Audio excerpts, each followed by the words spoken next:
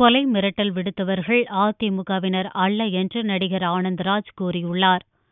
ஜெயலலிதா இல்லாத அதிமுகவில் தன்னால் இருக்க முடியாது என்று கூறி கட்சியிலிருந்து நடிகர் ஆனந்தராஜ் சமீபத்தில் விலகியதோடு பொதுக்குழு கூட்டத்தில் பங்கேற்க தனக்கு அழைப்பிதழ் தரவில்லை என்றும் கூறியிருந்தார். இந்நிலையில் ஆனந்தராஜுக்கு தொலைபேசி மூலம் மர்ம நபர் கொலை மிரட்டல் விடுத்துள்ளார். இதுகுறித்த புகாரின் பேரில் ஆனந்தராஜ் வீட்டுக்கு போலீஸ் பாதுகாப்பு போடப்பட்டுள்ளது. கொலை மிரட்டல் தொடர்பாக செய்தியாளர்களை சந்தித்த அவர் பாதுகாப்பு அளித்த காவல்துறைக்கு நன்றி தெரிவித்தார்.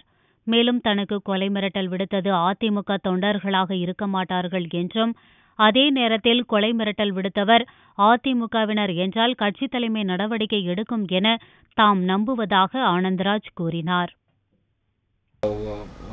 தொலைபேசியிலே வந்த தகவலை காவல்துறை யார் செய்தார்கள் என்பதை நிச்சயமாக கண்டுபிடித்து தமிழக அரசுக்கு தகவல் தருவார்னு நம்புகிறேன்.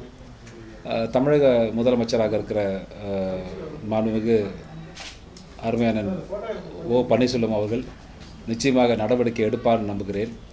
ஒரு தனிப்பட்ட ஒருவருடைய மனதில் இடம் பிடிப்பதற்காக அல்லது அவருக்கு பிடித்தமான அவராக மாறுவதற்காக செய்கிற வேலையில் இது இல்லை. இது இல்லாத விஷயமாக இருக்கிற காரணத்தால் நிச்சயமாக இது போன்ற காரியங்களை செய்பவர்கள் அதிமுக தொண்டர்களாக இருக்க முடியாது. தொண்டர்களை மிக தெளிவாக எனக்கு தெரியும், என்னையும் தொண்டர்களுக்கு தெரியும்.